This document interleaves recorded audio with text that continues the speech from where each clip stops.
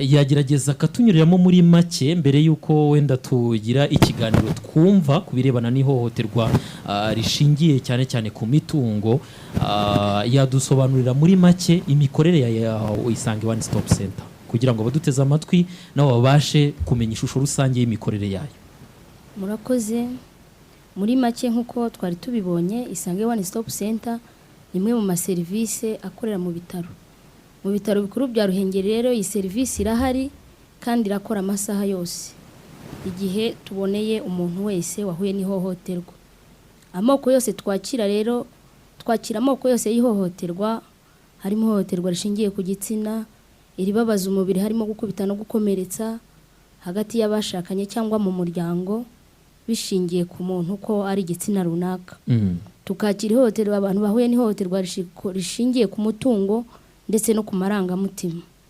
Abantu twakira rero tujya twifuza ko bakabaye baza ku gihe nyacyo, kuko ikibazo duhura nacyo ari uko baza igihe cyarenze. Igihe nyacyo rero ni igihe umuntu atararenza amasaha 72, ariko bikaba byiza aje icyo gikorwa kikiba, kuko ari bwo tubungabunga bya bimenyetso imwe muri serivisi dukora, kuko abo kubungabunga ibimenyetso, kuvura ndetse n'usanamitima ku muntu wahuye n'ihohoterwa iryo ari ryo ryose ko twasanze ko rikomeretsa amarangamutima. Murakoze cyane, ngira ngo munyemerere tubanze twumva ikiganiro kigufi twagiranye n'abaturage ku birebana cyane cyane n'ihohoterwa rishingiye ku mitungo bagiye bakorerwa. Nyuma turaza kwakira ibibazo bitandukanye binyuze kuri page yacu ya Facebook ni Energy Radio 88.8 Fanama. Turakira kandi n'ibibazo binyuze ku mirongo yacu ya telefoni kuri 0788 ndetse na 0723 Reka twumve ikiganiro kigufi twagiranye na bamwe mu baturage bagiye bakorerwa ihohoterwa cyane cyane rishingiye ku mitungo. Natangiriye ku kintu cy'inka. Naguze inka nikuye mu kazi ndi gucuruza, nawe ari mu rugo, ibi yacu twembi.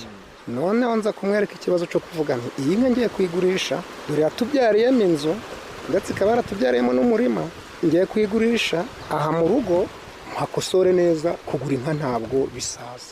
Umugore ati oya, banzanira amafaranga 350. Umugore afata gahunda yigira mu murima. Ndavuga sindagurisha inka rero, umugore ubwo arabyanze, abaturanyi barabizi. Noneho ndavuga nti nibaho za kubaho inka, uyu mwana wanje nyimuhamo ubugwatanga izamubyarire. Igihe yakamubyariye inka irapfa, yapfuye. Nagiye ku isoko, ngeze mu rugo inka rwose ntera agahinda, naniyo nampungabanyije buriya. Ndavuga sinone ubu mbigenze nte, ngira agahinda ndarira ndaryama. Abaturage nibo bayiriye. Bwamaze icyumweru bitanaramva mu mugore ati burya bwose wowe ugiye kuyigurisha biranga, none warayishe kugira ngo ukunde inyama. Umugore ejo bundi, yenda kuvuga byinshi ntabwo ari byo byiza. Umugore ejo bundi vuye ku isoko mba mu rugo, mwene data arazaranya kurativayo, hari ahantu nakubona ihene uje kuyigura kuko ncuruzaga amatungo. Ati vuje kuyigura. Ndagiye ndaje nsanga umugore aryamye aho muri saro. Wa mugore wose ko aryamye muri saro byagenze bite? Atariko rero ati njewe nshobora kuzasubira ku buriri, ahubwo ikibazo canje kidakemutse mbwira ikibazo ufite. Ati se none wowe ubu ngubu mu nzu ko nta byo kurya biri, aho kugira ngo ahaguruke ati ubu wasabye kugira ngo twicane, ntaho ndarwana nawe. Nkimara kuvuga ngo ntaho ndarwana nawe, dore ikintu uyu muntu nibamurise hano kuko narayimweretse. Nagiye no kwa muganga, ndavuga rero mwa bantu mwe mwagirika munyicira ubusa ko ntaco mbatwaye, tukabana mu mahoro. Ikibazo kirimo ni iki? Ikibazo naba mfitanye nawe ni ico kuvuga ngo nta kantu nazana mu rugo ngo nzongere nkagireho uburenganzira. Ihohoterwa mfite mu rugo n'umugabo, ikibazo cy'uko akunda abagore, ubwo agashaka gutwara umutungo akagombye kubeshaho abana. Nanje ngahagarara kubera ko dashaje, ntabwo nkigira aho nje ngo natabana, ubwo tukawubyiganiraho. Kumva kagomba kugutwara awujanira abandi bagore, nanjye nkumva ko umutungo ugomba kuba mu rugo ukarera abana, umutungo dufitanye. Nawe akavuga ko muhohotera kubw'uwo mutungo, nashaka ko kuja ahandi. ngira ngo abangaba tumaze kumva ni abakorewe ihohoterwa rishingiye ku mitungo, ariko ntabwo ari irihohoterwa gusa kuko hari n'andi mahohoterwa atandukanye harimo n'irishingiye ku gitsina, aho mu biganiro birambuye twagiranye n'abangaba bagiye bagaragaza ko iri hohoterwa rishingiye ku mitungo ryagiye ribagiraho n'ingaruka bituma bakorerwa n'ihohoterwa rishingiye ku gitsina kuko ngo byatewe n'uko batabanye neza. ngira ngo nakwibariza Vice Mayor ushinzwe imibereho myiza mu karere ka Musanze, ngira ngo murabyumvise ko abaturage bagiye bakorerwa ihohoterwa ritandukanye, ese iki kibazo mubona mwebwe cyaba giterwa n'iki? Ese ni imyumvire? Ese ni ugudasobanukirwa neza ihohoterwa iryo ari ryo? Ese mubona mwebwe cyane cyane hano muri aka karere ka Musanze ari iki gituma iri hohoterwa rikunda kugaragara cyane, ihohoterwa rishingiye ku gitsina? Hari impamvu nyinshi zitandukanye zishobora gutera ihohotera, ariko wenda tugarutse nko ku byo tumaze kumva, harimo kumva nabi ihame ry'uburinganire n'ubwuzuzanye. Rimwe na rimwe uruhande rumwe rukashaka kuryamira urundi ruhande kubera kumva neza iryo hame. Ariko wenda icyo umuntu yavuga nuko iyo umuntu ahuye n'ihohotera, ntabwo mu gufasha abaturage bahuye n'ihohotera habamo guheza ngo tuvuge ngo turakira abagore gusa. N'umugabo nawe afite uburenganzira bwo kubona ubutabera mu gihe cyose ahohotewe, yaba ku mutungo nk'uko twarimo tubyumva, ariko kandi n'irindi hohotera rindi ari ribabaza umubiri, ari iryo kumuhoza ku nkeke cyangwa ibindi, nabo bafite uburenganzira bwo kubona ubutabera bwo kurindwa iryo hohoterwa no kubona uburenganzira bwabo ku mutungo nk'uko amategeko abiteganya. Ikibazo rero gihari, hari ikibazo cy'imyumvire rimwe na rimwe ishingiye ku muco cyangwa se ishingiye no ku madini, kuko nko mubizi abanyarwanda benshi ni abemeramana. Ibintu byinshi dukora tubikora tubivomye mu myemerere yacu cyangwa se mu miterere y'amadini dusengeramo. Icyo rero turimo gukora n'ubu nabivuze tugitangira ikiganiro, ni ugushyira imbaraga mu bukangurambaga kugira ngo ari babandi bumvishe ihame ry'uburinganire n'ubwuzuzanye nabi tubagarure mu nzira, ariko n'abandi bagifite imyumvire iri inyuma, bacyumva yuko umugore adashobora kugira ijambo mu rugo, adashobora kugira icyo akora ku mutungo kandi nawe yaragize uruhare mu kuwushaka. Ibyo byose tubijyanirane kugira ngo iyo myumvire yose tuyisige, kugira ngo twiteze imbere nta n'umwe usigaye. Rero yaba umugabo yaba umugore, twese dufite uburenganzira bungana, dufite n'inshingano tuba tuzifite, ariko uburenganzira tuba tubunganya. Ntawe ukwiye guhohoterwa rero kubera icyo ari cyo. Ngira ngo ni nayo mpamvu y'ubu bukangurambaga. Murakoze cyane Clementine. Ngira ngo twakomeje kugenda tuvuga ku ihohoterwa, ariko se umuntu wahohotewe mu by'ukuri yakabaye akora iki mbere y'uko hari ibindi byinjirwamo? Ashobora kuba yafashwe ku ngufu, ashobora kuba yakubiswe, yakabaye ahita akora iki, cyangwa se abamwegereye hafi bakabaye bahita bakora iki? Murakoze. Nibyo koko umuntu wakora ihohoterwa nta kindi cya mbere tumusaba uretse kwihutira kugeza kwa muganga muri ya masaha ya mbere ikibazo cye kiba, kugira ngo ahabwe ubutabazi bw'ibanze, arindwe indwara zitandukanye, ndetse tunabungabunge bya bimenyetso bizamufasha mu kubona ubutabera. Uretse kuvuga ngo hari icyo nshaka kugira ngo ugereho, cyane cyane ku birebana n'ubufasha ahabwa biri no mu nshingano zanyu nka Isange One Stop Center. Yego, aho ngaho tuba dufite umuganga asuzuma bya bikomere yagize, ndetse akaba yanamuvura. Imiti turayitanga nk'uko tujya tubivuga, serivisi ni ubuntu. Icyo dusaba umuntu ni ukwitwaza ubwishingizi bwe kugira ngo tumufashe. Ubundi aravurwa, ari isanamitima ararikorerwa, ari uguhabwa imiti, bya bindi byose harimo kuvurwa, guhabwa imiti, kubungabunga ibimenyetso, isanamitima, ndetse tukaba twanamukurikirana bibaye ngombwa kumusubiza mu buzima busanzwe muri community aba yaturutsemo, kugira ngo ubuzima burusheho gukomeza kuba bwiza, anarindwa akato. Yakabaye yegera Isange One Stop Center mu gihe kingana iki? Ese abaye akomeretse cyangwa se yafashwe ku ngufu, yemerewe kuzaza hashize nk'icyumweru akaza kubivuga, akavuga ko aribwo yafashwe ku ngufu, ariko wenda yabonye ko hari ibyatangiye kumubaho bitari byiza? Aha ngaha twifuza ko umuntu azi ikibazo kikiba, kuko hari ibimenyetso, ari uwakubiswe, ari ayo maraso, ari ibyo nguma, ni byiza kaza tukabibona ndetse tukanamuvura. ariko na wa wundi warengeje icyumweru ntabwo tumusubizayo araza tugafata ibishoboka cyane ko dushobora gusanga twite, dushobora gusanga yarandujwe indwara zandurira mu mibonano mpuzabitsina, turamuvura rwose. Icyo tubashishikariza ni ukuza mbere icyo gihe icyo gikorwa kikiba, ariko n'uwatinze yaje turamwakira. Hari icyo mushaka kongeraho?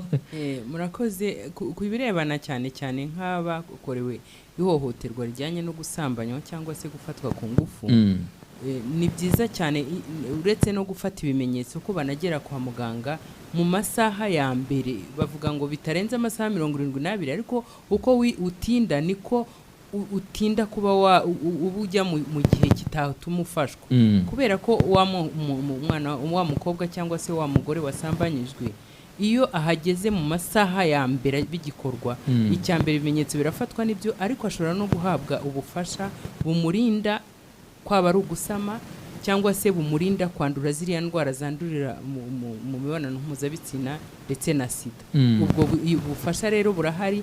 Iyo rero arengeje amasaha 72 ntabwo aba kibuhawe, biba byarangiye, ariko aramutse aje nko mu masaha 5, 10 ibyo bihita bifasha. Ni nayo mpamvu kuri Isange One Stop Center hari n'uhagarariye RIB, hari abatinda bajya gushakisha mu mirenge ngo arashaka kujya gushaka igipapuro kimuhesha uburenganzira bwo kuba yakurikirana ikibazo cye.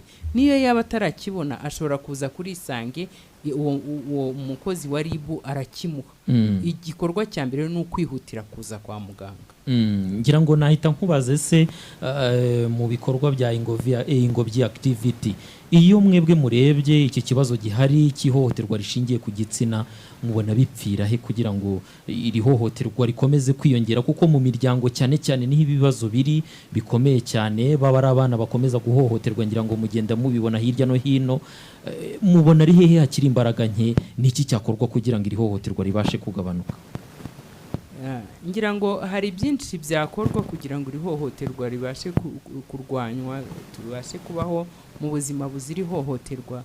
Icya mbere ni ugukangurira abanyarwanda bose kumva ko nta muntu n'umwe ugomba guhohoterwa. Ni uburenganzira bwacu kubaho tutari mu ihohoterwa. Uwakorewe ihohoterwa rero wese akwiriye kumva ko atari ikosa rye, ahubwo yaguriwe n'ikibazo, akwiriye gushakisha ubufasha. Kuko kugeza ubu ikibazo gihari kinini ni uko abahohoterwa usanga yicira urubanza cyangwa n'abandi bamucira urubanza akabihisha, kubera ko atinya ko bamucira urwo rubanza. Bisaba rero ko habaho ubukangurambaga bakumva ko uwo muntu wahohotewe icyo yakorewe ari ikintu gikwiriye kudacecekwa. Ikindi cya kabiri ni uko abantu bose bakwiriye kugira uruhare mu kumva ko dukwiriye gufasha abantu kumva uburenganzira bwabo, bakumva ko niba ari umugabo n'umugore mu rugo bafite uburenganzira bwo kujya inama no kumenya uburyo bacunga umutungo wabo, no kumvikana uburyo babasha kugera kuri serivisi zitandukanye, harimo na serivisi z'ubuzima, ntihagire uhezwa. Icya kabiri, abana b'abakobwa bagasobanukirwa ubuzima bwabo, bagasobanukirwa ko nta ukwiriye kugendera ku ntege nke baba bafite ngo abashuke abashore mu bikorwa bishobora kubateza ibibazo bikabicira ubuzima. Ibyo bigasaba kwigishwa no kuganirizwa, bishobora gukorwa n'ababyeyi ariko n'abashinzwe ubuzima, cyane cyane nko mu masantere de sante hari za serivisi, hari icyumba cy'urubyiruko bakakigana bakabaganiriza bakababwira uburyo bakwirinda. Cya gatatu, inzego z'ubuyobozi nazo zigakangurira abaturage kwirinda ihohoterwa no kuvuga uwahohotewe ntibamuhishire uhohoteye. ngira ngo murakoze cyane ku busobanuro muduhaye.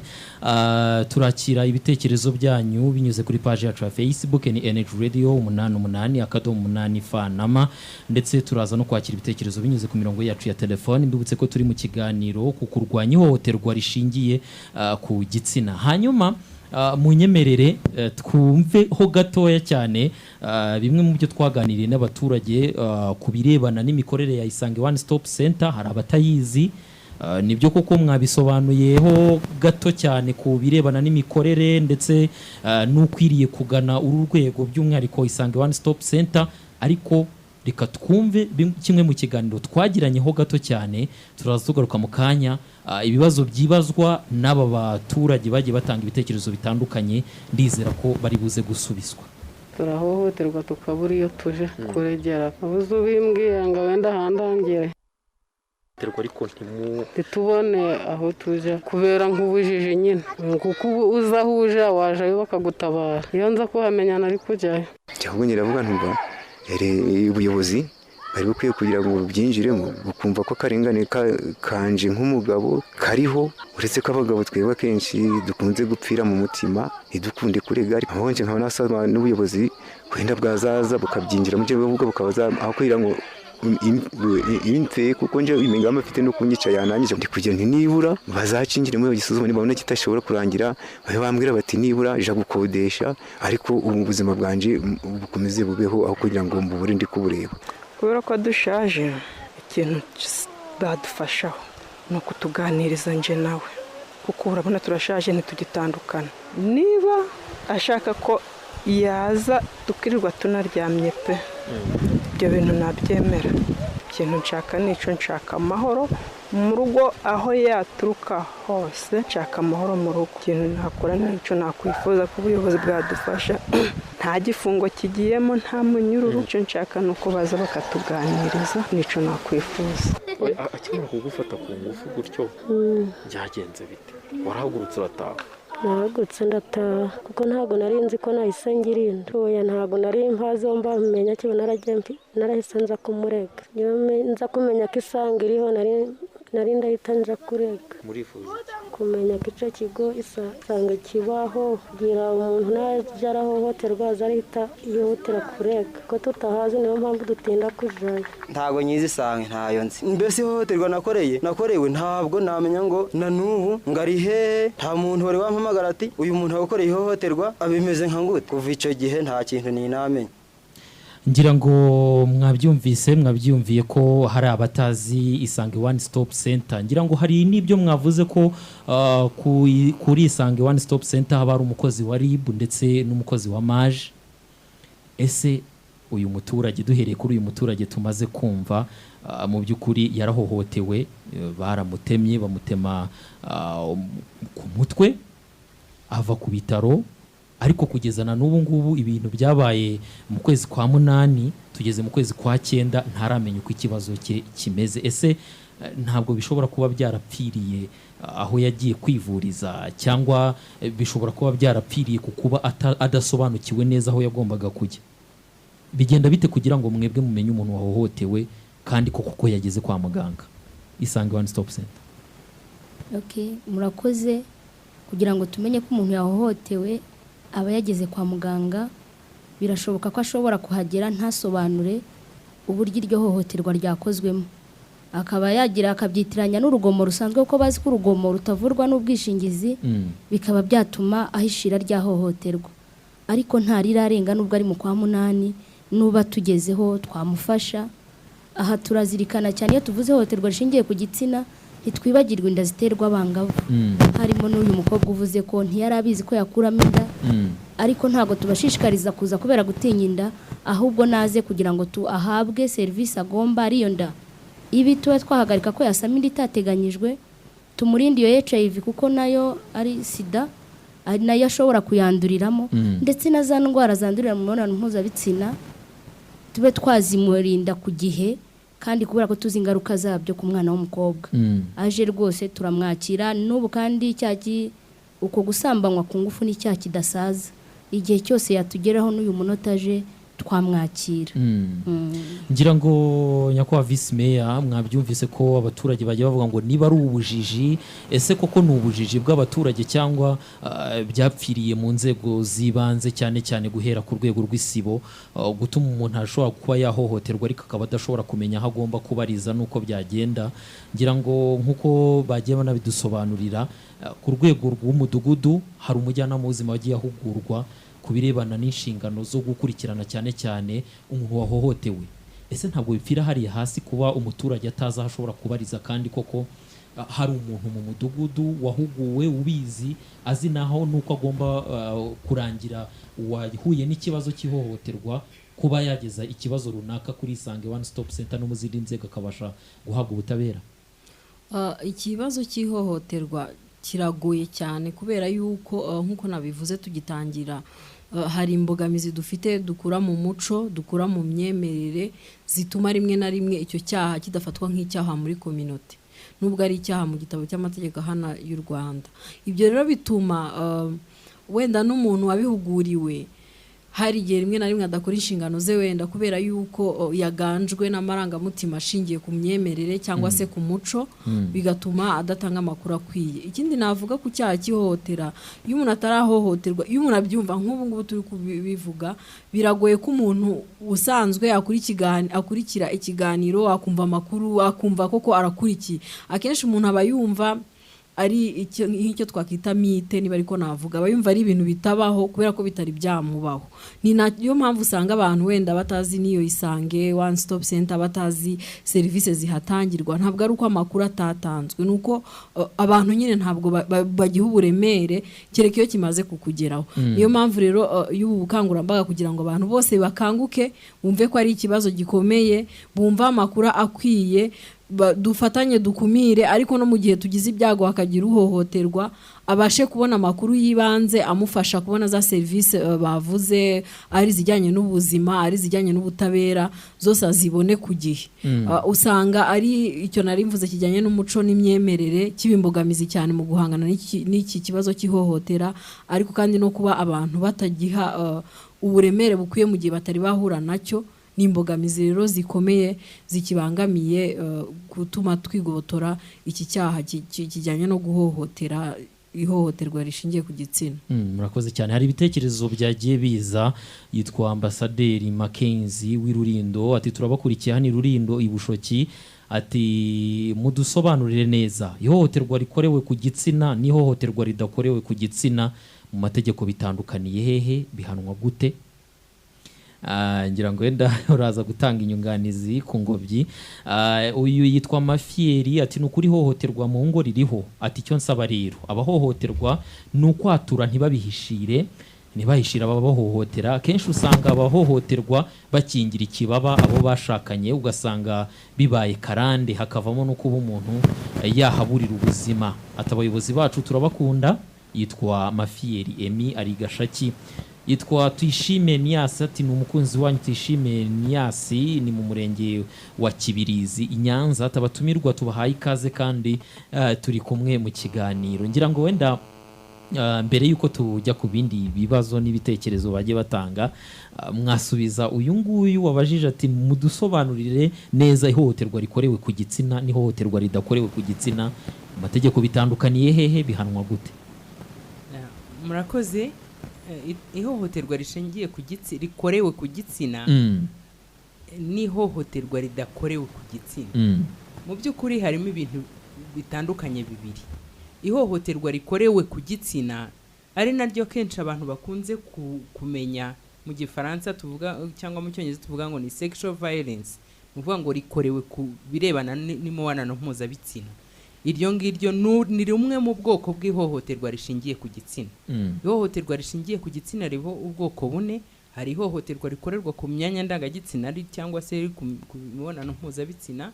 Hakabaho ihohoterwa rikorerwa ku mubiri, gukomeretsa umubiri cyangwa kwica cyangwa gukubita n'ibyo. Hakabaho ihohoterwa rikorerwa ku mitekerereze cyangwa se ku marangamutima, gucunaguza, kubwira nabi, gufuha bikabije n'ibindi bitandukanye. Hakabaho n'ihohoterwa rikorerwa ku mutungo, ari ryo guheza umuntu umutungo, kuvunisha, gukoresha nabi umutungo w'urugo. Ubwo nibwo bwoko bune bw'ihohoterwa rishingiye ku gitsina. Noneho ihohoterwa ridashingiye ku gitsina rero, mu by'ukuri ihohoterwa ribaho n'ubusanzwe n'urugomo. Nshobora kuza ngewe ngahaguruka nkakukubita urushyi nguhohotera, ariko niba ntarugukubise kubera ko uri umugabo, ntabwo icyo gihe mba ngukoreye ihohoterwa rishingiye ku gitsina. Kugira ngo tuvuge ko rishingiye ku gitsina, nuko icyo kintu wagikorewe kubera ko uri umugabo cyangwa kubera ko uri umugore. Ihohoterwa ridashingiye ku gitsina rero ni ukuvuga ngo ni ugukorera umuntu urugomo, nibwo dukunze kwita urugomo. Murakoze cyane, ngira ngo yavuze ku birebana n'ibihano, yanabajije no ku bihano. Ku birebana n'ibihano rero ntabwo ndi buvuge murambara wenda ndabizi ariko sindi n'umunyamategeko, sindi buvuge ngo ibihano bimeze gute na gute, ariko ibihano nibyo biratandukanye. Amategeko arahari atandukanye, itegeko rihana urugomo rirahari, hari n'itegeko rihana icyaha cy'ihohoterwa rishingiye ku gitsina. Ikigaragara cyo nuko icyaha cy'ihohoterwa rishingiye ku gitsina ibihano byaryo birakaze, biraremereye kubera ko ari icyaha kibuza umudendezo abantu kandi kijyanye n'ivangura. Ni icyaha bashyizeho imbaraga mu guhana, ariko ni icyaha cy'urugomo nacyo ni icyaha gihana. Murakoze cyane, ngira ngo Isange One Stop Center nibyo koko uko byagenda kose umuntu wahohotewe hari uburyo ahabwamo ubutabera, cyane cyane binyuze mu kuba yaje hakiri kare agasanga rwa rwego musanzwe munakorana umunsi ku munsi. Ese abaturage ko wumva bavuga ko babakeneye cyane cyane no kuri tere, nta kuntu mwajya mwimurana gahunda mukavuga muti uyu munsi nibura reka tujye gukorera kuri tere tuganiriza abaturage, kabone nubwo mutabona umuntu wakorewe iryo hohoterwa, ariko nibura bakigishwa ibirebana n'imikorere ya Isange One Stop Center, noneho na wa muturage ugize ikibazo akabasha kubona uko azabahamagara cyangwa se abageraho mu buryo bworoshye ariko yarasobanukiwe neza imikorere yanyu. Mubona iki kintu gikwiriye gushyirwamo izihe mbaraga? Nibyo koko, iki kintu cyo kugira ngo tumanuke tujye hasi tubwire abantu bijyanye na serivisi dutanga mu buryo bwo gukumira ndetse no kurwanya ihohoterwa rishingiye ku gitsina, turabikora aho bishoboka ariko ntiturabasha kugera ahariho hose. Mu bihe bishize dumaze nk'amezi arenga 6 dukora mu murenge wa Rwaza ndetse n'umurenge wa Gacaca, aho tugenda tukigisha, tujyana n'abakozi bo mu karere tukigisha, nkabanza nkasobanura serivisi nkora ndetse n'amaje haba hari, tukavuga iby'amategeko. Dukunze kujyana n'ushinzwe imiyoborere myiza mu rwego rw'akarere ndetse n'abayobozi b'iyo mirenge, tugafasha abaturage kumva ihohoterwa rishingiye ku gitsina n'iki, ndetse n'abafite ibibazo tukabasha kubikemuriraho. Nubwo tutarabasha kugera hose ariko aho bishoboka turahagera kandi turakomeje. Icyakorwa rero ni ubufatanye, ariko ndashimira Ingobyi kuko yaradufashije. Ubu mu karere ka Musanze dufite abajyanama bahuguye ku bijyanye n'ihohoterwa rishingiye ku gitsina, buri kagari arimo, bivuga ngo hari gitangiye gukorwa. Kandi no ku murenge hari ihuriro ryashyizweho guhera ku rwego rw'igihugu, ubu turimo turarimanura ndetse kugera ku kagari. Ni ukuvuga ni muri urwo rwego tuzajya tuza tukigisha abantu paka duhangane n'ihohoterwa rishingiye ku gitsina ndetse n'inda ziterwa abangavu. Murakoze cyane. Ubuyobozi bw'akarere ngira ngo hari amatsinda atandukanye abarizwa mu mirenge itandukanye, by'umwihariko guhera ku midugudu. Ese aya matsinda nta kuntu abayobozi b'amatsinda cyane cyane nkamwe mureberera abandi muri rusange, hagashyirwaho uburyo bajya basobanurirwa, noneho bagasobanurira abandi ku birebana n'uburyo bwo kwirinda ihohoterwa, bagasobanurirwa inzira bakwiriye kunyuramo kugira ngo uwakorewe ihohoterwa rwa rugo rufite ibibazo, na cyane ko muri iyi minsi umugoroba w'ababyeyi warasubukuwe, ku buryo bwa bukangurambaga bushobora kugera ku muturage mu buryo bworoshye, uwagira ikibazo akamenya uko abaza. Murakoze, iyo gahunda isanzwe ihari mu by'ukuri. Ntabwo uyu munsi aribwo tugiye gutangira ibintu byo gukangurira abaturage kwirinda cyangwa se gukumira icyaha cy'ihohotera rishingiye ku gitsina. Bisanzwe bihari, ariko kubera yuko tuvuye mu bihe bidasanzwe byo kwirinda COVID-19, hari amahuriro menshi twagendaga tugira twari tutagikora, byasubije inyuma cyane ikintu kijyanye n'ubukangurambaga no guhindura imyumvire. Ko murabizi ko guhindura imyumvire bisaba guhozaho, iyo uhuze gato usanga amasomo aho yarageze byarasubiye inyuma. Ubwo buryo busanzwe buhari, ariko ubu ngubu noneho turashaka kongera kubushyiramo imbaraga kuko uko tugenda dukingira abantu uko icyorezo kigenda gihagaze hari uburyo ingamba zigenda zoroshywa tugakora nyine mu buryo budasanzwe ariko ubukangurambaga bugakorwa wari ukomoje ku kijyanye n'umugoroba ubu ngubu ntabwo kiri umugoroba w'ababyeyi usigaye n'umugoroba w'umuryango ikijyanye n'umugoroba w'umuryango ni uburyo bwiza butuma abantu bicara bakaganira ku bibazo bitandukanye biba byugarije umuryango. Ni nayo mpamvu wabaye umugoroba w'umuryango kugira ngo hazemo ibibazo bireba umugore, ibibazo bireba umugabo, ibibazo bireba umwana, ibibazo bireba wa muryango wose muri rusange. Imigoroba y'umuryango rero tuyikora buri rimwe mu kwezi. Mu karere ka Musanze tuyikora ku cyumweru cya gatatu cy'ukwezi, bivuga ngo ku cyumweru ejo bundi dufite imigoroba y'umuryango. Tuba dufite amasomo atandukanye twigira mu migoroba y'umuryango, ariko akenshi amasomo uko yaba ameze kose kuko biba biganisha ku muryango utekanye, ntabwo twasoza tutavuze ku kintu kijyanye no gukumira ihohotera rikorewe ku gitsina cyangwa se rishingiye ku gitsina, ariko n'ibindi bitandukanye byugarije umuryango nyarwanda, harimo n'icy'abangavu baterwa inda, abana basambanywa.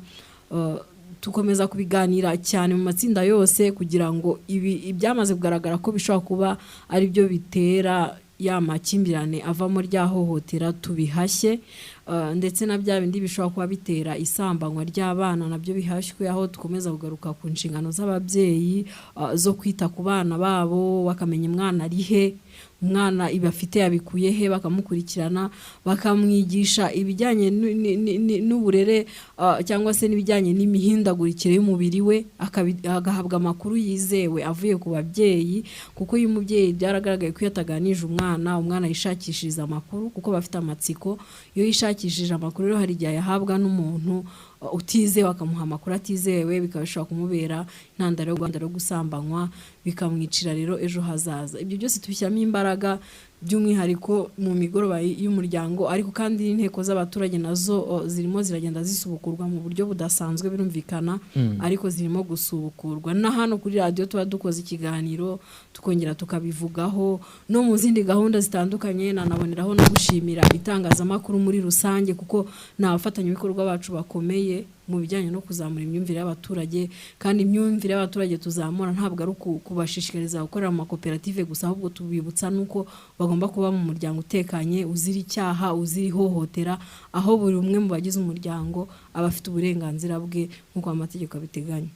Murakoze cyane. Ngira ngo Ingobyi activity mukunda kwegera abaturage cyane, by'umwihariko no muri iyi gahunda irebana no kurwanya ihohoterwa rishingiye ku gitsina. Mwebwe iyo mubonye mugiye kutugereranyiriza, mubona iyo mugeze kuri tere uruhare runini rugaragara ko rukunda guhohoterwa mubona ruri? Murakoze cyane.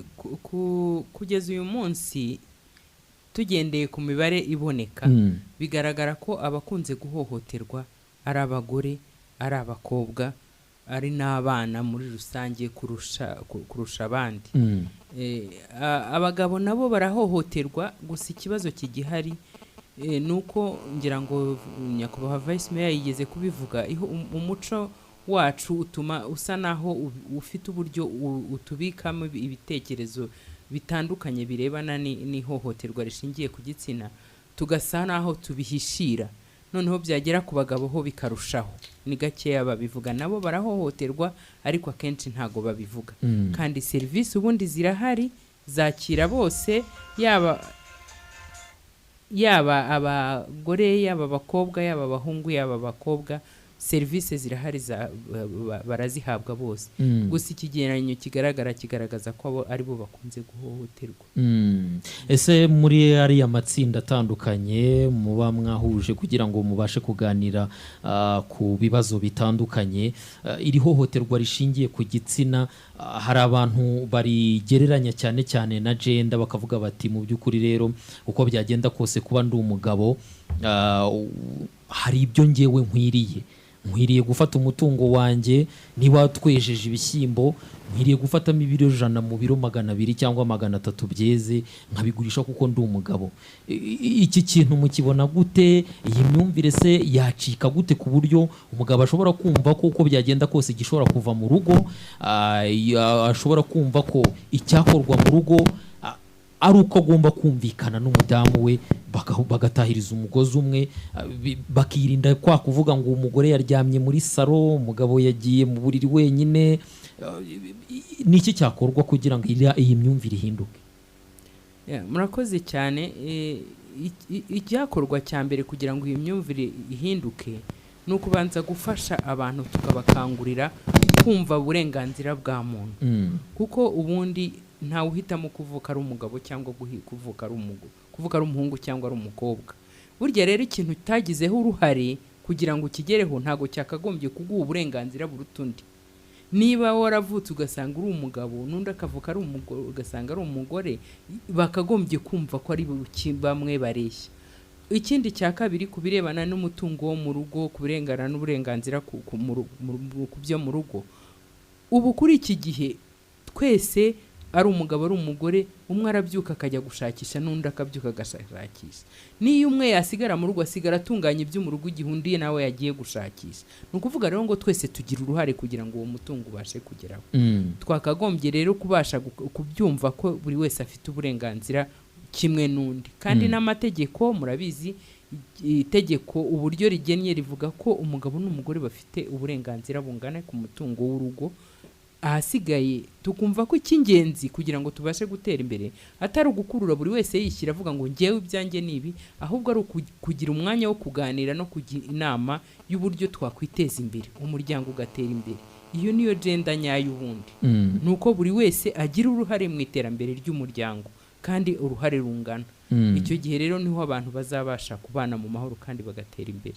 Murakoze. Isange One Stop Center mwakira koko abahohotewe, ariko se nyuma yo kubakira mukurikirana mute ngo mumenye niba wa muntu wahohotewe yarakize, niba yarahawe n'ubutabera? Se mwaba mubikurikirana cyangwa mwebwe iyo mwamwakiriye mwamuhaye iyo serivisi, henda niba yari yatewe inda mukamufasha kugira ngo iyo nda uko niba atayifuza, ubwo hari uko mubafasha muri serivisi zitandukanye, bihita birangirira aho ngaho, cyangwa hari uburyo mugenda mukurikirana mukamenya niba wa muntu koko wahohotewe hari uko yahawe ubutabera ameze neza atekanye?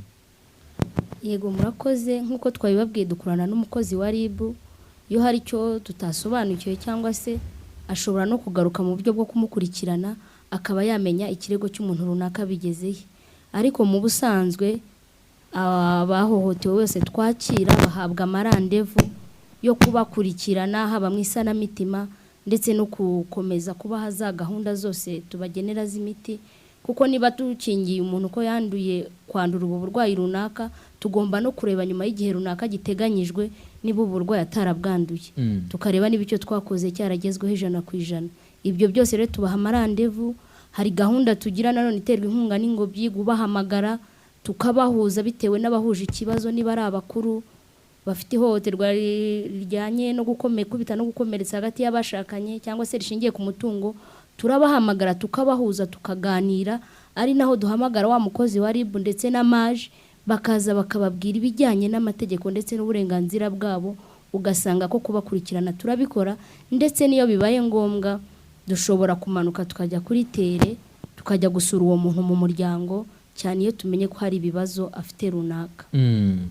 Ngira ngo mu isanamitima birumvikana muganiriza uwahohotewe cyangwa se uwagize icyo kibazo. Ashobora guhohoterwa ariko agahohoterwa mu buryo bundi buri agahohoterwa agaseserezwa, kumva hari ikindi kintu yabaye, akumva yarahindutse muri we. Uriya muntu mu kumwitaho mumwitaho gute mu buryo bw'umwihariko kugira ngo muzamenye ko kuko byagenda kose za nama mwamugiriye, bya biganiro mwakoranye byarangiye ku buryo kwiheba kuzavaho? Yego turabakurikirana, kandi iyo tubona hari n'ubundi burwayi yagize bushingiye wenda ku bibazo kwihungabana runaka, kuko ihohoterwa cyangwa urutoto ruhozeho, umuntu ashobora kurwara indwara y'agahinda gakabije, ashobora kugira ihungabana ku buryo bukabije. birashoboka ko twamukurikirana cyangwa twabona ko ari na ngombwa tukamushyikiriza serivisi ishinzwe ubuzima bwo mu mutwe nayo ubuvuzi akabuhabwa tukamukurikirana. Kumukurikirana nta gihe ntarengwa kuko biterwa n'ikibazo umuntu afite, ariko tumenya neza ko nta kibazo agifite, kandi iyo kigihari badusigira amanimero ya telefone, turahamagara, tubatumaho, dushobora kubona binakazi twifashisha inzego z'ibanze kandi tubikoraho bakadufasha nta kibazo, turabakurikirana. Murakoze, ngira ngo wenda tugenda tugana no ku musozo w'iki kiganiro. Ese mwatunyuriramo muri make nanone inshingano za Isange One Stop Center nicyo mugiye gukora by'umwihariko kugira ngo abaturage babashe kubamenya mu buryo bwimbitse? Yego, nk'uko bisanzwe turakomeza ubuvugizi, kandi ndizera n'iki kiganiro dutanze kitapfuye ubusa, bacyumvishe ni benshi. Turakomeza aho bishoboka tumanuke tubaganirize, twibutsa abajyanama ko duhora turi kumwe, twifashisha ibigo nderabuzima naho haba hariyo umuntu uhuguwe. Abo bantu bose turakomeje tubifashishe aho umuntu atuye, ariko ubundi kurwanya ihohoterwa ni ikibazo cyanjye n'icyawe, kugira ngo twese dufatanyirize hamwe. Gusa icyo nabamenyesha ko nuko ibitaro bya Ruhengeri serivisi ya Isange One Stop Center turahari ngo tubakire na yombi, badusange, yaba ari uwumva ko igihe cyarenze naze turamugira inama, kandi nuwo ikindi najyaho inama nuko nukibitekereza kujya gukora ihohoterwa amenye ko ibihano bihari kandi birakaze. Icyaba cyiza dukumira ihohoterwa njyewe nawe, ku buryo dutura mu gihugu kizira ihohoterwa nk'uko n'umukuru w'igihugu ahora bivuga. Ingobyi activity mu bukangurambaga musanzwe mukora, mu biganiro musanzwe mugirana n'abaturage, ese mwebwe nizihe mbaraga mugiye kongeramo, na cyane ko mukunda kwegera abaturage cyane cyane bahura n'ibi bibazo, bahura n'ihohoterwa rishingiye ku gitsina ndetse n'ibindi bibazo bitandukanye bagenda bahura nabyo, hagiye gukorwa iki, nihe hagiye kongerwa imbaraga? Murakoze, ingamba ziracyari nyinshi duhereye no kuri iyi gahunda. Ubu iki kiganiro tukirimo, ariko twagize na gahunda zo kubonana n'abayobozi b'inzego z'ibanze mu mirenge itandukanye y'akarere ka Musanze. Igikorwa rero ntabwo kiri muri aka karere ka Musanze gusa, kiri no mu tundi turere. Turateganya gukorera twatangire mu turere 4 tugaragaramo ibibazo cyane by'ihohoterwa, ari two Musanze, Gicumbi, Gatsibo na Nyagatare. Icyo gikorwa turagikomeza, ariko no mu tundi turere turateganya kuzakomeza tugahura n'abayobozi tukabakangurira kugira ngo badufashe, kuko usanga rimwe na rimwe mu bijyanye no gufasha abahohotewe hari igihe n'abayobozi bagira uruhare mu kujya kunga uwahohotewe, cyane cyane nk'abari abana basambanye, ugasanga barunga bagashaka ko baha imiryango amafaranga aho kugira ngo wa mwana arenganurwe, ntanabashe no kugera kwa muganga ngo afashwe kubera ko bahugiye muri ibyo ngibyo. Nanone kandi hari gahunda zitandukanye dufite zo gukangurira abantu kurwanya ihohoterwa. Hari gahunda dufasha ijyanye n'urunana, ikiganiro cy'urunana nacyo hari ibiganiro bitandukanye dufatanya n'urunana development mu gutanga ubukangurambaga bwo kugira ngo abantu bumve ko ihohoterwa rishingiye ku gitsina ari ikosa, kandi ko hari na serivisi zifasha abahohotewe kugira ngo bazigane ku gihe babone ubufasha bukwiriye. Ikindi nanone ntabwo muri gahunda y'ingobyi dukora na gusa n'ibirebana no gufasha abahohotewe, ahubwo dukangurira n'abantu kugira imyumvire ijyanye n'ubwuzuzanye ho kugira ngo habeho amakimbirane, kandi abagore bose bakagira uruhare kugira ngo umuryango, umugore, umwana bagire ubuzima bwiza. Dukangurira rero abagabo kwinjira muri gahunda ya serivisi zitandukanye z'ubuzima, cyane cyane kuboneza urubyaro, gukurikirana ubuzima bw'umubyeyi utwite ndetse no guherekeza umubyeyi wabyaye, no kwita ku buzima bw'umwana. Bikaba uruhare rwa buri wese, ari umugabo ari umugore, ntibiharirwe bamwe, kandi bagafasha n'abagore nabo kugira uburenganzira ku mutungo, kugira ngo bizamufashe no kugira ngo agere kuri izo serivisi. Kuko niba umugore adashoboye kugira uburenganzira bwo kugira ku mutungo, ntazishyura mituweli ngo abashe kwivuza. Ariko iyo bagiye hamwe bakajya inama, bakumvikana, bakuzuzanya, umugabo n'umugore ndetse n'abana bakuzuzanya, bituma bashobora kugera kuri izo gahunda. Murakoze cyane ngira ngo nyakubahwa Vice Mayor ushinzwe imibereho myiza mu karere ka Musanze, ngira ngo mwabyumvise ko hari ubufatanye n'ingobyi activity ndetse na Isange One Stop Center. Mwebwe mu birebana no gukurikirana cyane cyane izi ngamba zirebana no guhangana n'ihohoterwa rishingiye ku gitsina, ni hehe hagiye kongerwa imbaraga? Ese nk'ubuyobozi bw'akarere mugiye gukorana mute n'izi nzego z'ibanze cyane cyane duhereye mu muryango tukajya ku isibo n'ahandi?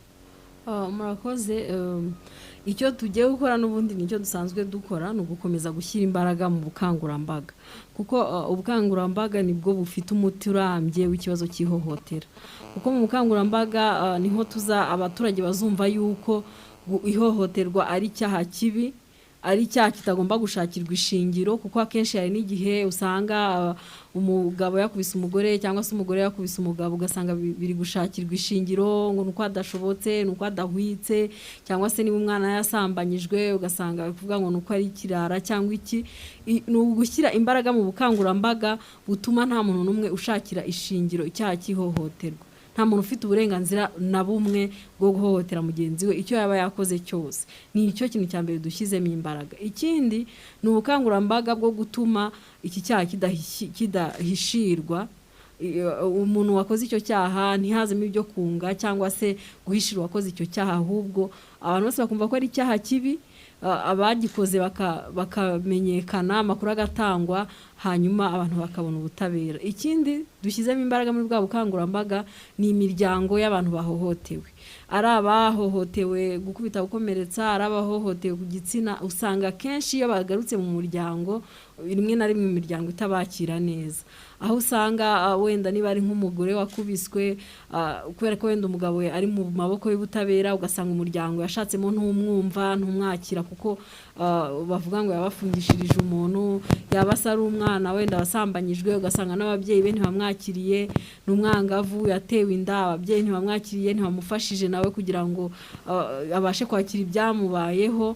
Ubukangurambaga nicyo kintu tugiye gukomeza gushyiramo imbaraga, nanaboneraho kubasaba namwe nk'itangazamakuru kugira ngo dufatanye tuzamure imyumvire, kuko imyumvire nimara kuzamuka nibwo tuzacuka ububiri n'iki cyaha, kuko twamaze kubona ko impamvu kikigoranye kuranduka ugereranyije n'ibindi byaha ukuntu byagiye biranduka ari uko rimwe na rimwe hari imigirire cyangwa se imitekerereze iri mu muco wacu, iri mu myemerere yacu, isa nkaho ihishingiro bumwe mu bwoko bw'ihohotera. Cyo rero dukora cyangwa se tugiye gukomeza gushyiramo imbaraga ni ukuzamura imyumvire ku buryo abantu bose bumva ububi bw'iki cyaha, uburemere bw'iki cyaha, noneho nk'uko izindi gahunda za leta zose abaturage bazumvishe, nk'uko ibindi byaha byose bumvishe ko ari bibi, n'icyaha cy'ihohoterwa nacyo tukakirandurana n'imizi. Reka tugushimire cyane, reka tubashimire cyane nyakubahwa Vice Mayor ushinzwe imibereho myiza mu karere ka Musanze. Mwakoze cyane ku musanzu mwatanze muri iki kiganiro. Mwakoze cyane. Reka tubashimire Clementine guturuka mu Isange One Stop Center, ngira ngo mwasobanuye byinshi kandi mwemeye umusanzu wanyu uko mugiye kwegera abaturage cyane cyane aho batuye mu midugudu. Reka tubashimire umusanzu mwatanze muri iki kiganiro. Yego murakoze. Reka tubashimire cyane Leya guturuka mu ngobyi activity. Ni byinshi cyane mugenda mutegurira abanyarwanda muri rusange mu biganiro bitandukanye, cyane cyane haba ku birebana no guherekeza umugore kwa muganga, ubwo ndavuga umugabo uruhare rwe, ndetse no mu birebana n'ihohoterwa rishingiye ku gitsina, ndetse no gukangurira abadamu kwisuzumisha mu gihe batwite, n'izindi ngamba nyinshi mugenda mufata, n'ibindi biganiro byinshi mugenda mutanga bihindura imitima y'abantu benshi, bituma abantu bamenya uko bakwiriye kwitwara mu rwego rwo gukomeza kugira imibereho myiza muri rusange. Reka tubashimire Leya. Murakoze. Reka tubashimire mwe mwabanye natwe muri iki kiganiro, aho twe turimo kuganira ku birebana n'ihohoterwa rishingiye ku gitsina. Mwari kumwe nanjye Valence Agumimana. Nibiza kudukundira iki kiganiro kizaba arakagaruka. Mukomeze kugira ibihe byiza kandi munongerwa na gahunda ya Energy Radio yakomeje kugenda ibategurira.